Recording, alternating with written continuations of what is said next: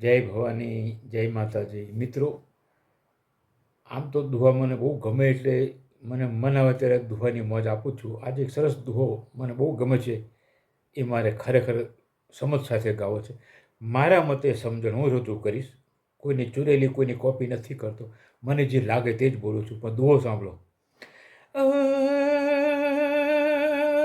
ભાઈ ભાઈ મરે ભવહારીએ અને બેની મરે 10 જાય, પણ નાનપણમાં જેના માવતર મરે, હરે રે એને તો 10 ના વાવાય, એને તો 14 થી વાવાય, એને તો 14 ના વાવાય. ભાઈ મરે બહુ હારીએ. ભાઈ ફક્ત બેન માટે જ વપરાય છે. ભાઈ બેનનો ભાઈ, કે વડીલમાં કુટુંબમાં મોટો ભાઈ હોય અને એ ગુજરી જાય તો એને થાય કે મારા ભાઈ ખરેખર આજે ગયા, હું બહુ હારી ગઈ. પહેલી આ દિશાનો વાવ આવ્યો, પહેલો વાવ આવ્યો, બહુ હારી ગઈ. એક દિશાનો વાવ આવ્યો કે હું બહુ હારી ગઈ. મારો મામેરિયો કોણ થશે? પરણેલી બેનને આ વિચાર આવશે, કુંવારી બેનને વિચાર આવશે કે મારો જવતરિયો ક્યાં જતો રહ્યો, મને જવતર કોણ હોમશે સાહેબ. એટલે ખરેખર એ બહુ હારી ગઈ, મારો બહુ નકામો ગયો ભાઈ, મેરો બહુ હારી ગઈ. અને બેનની મરે 10 જાય.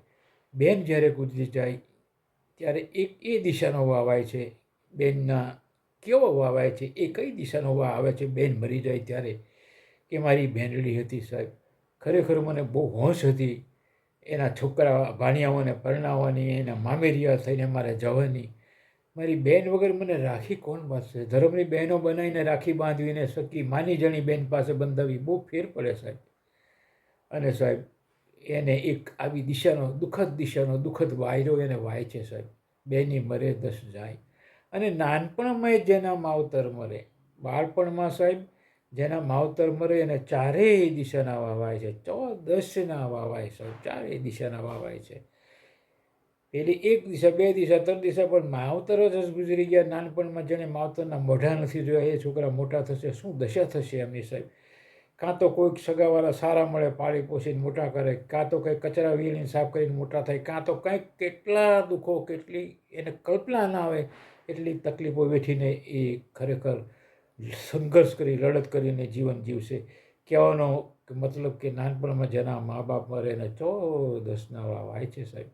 એટલે મિત્રો, ખરેખર મારા મત પ્રમાણે દુહાની સમજણ આપી અને મારી વાણીને હું વિરામ આપું છું.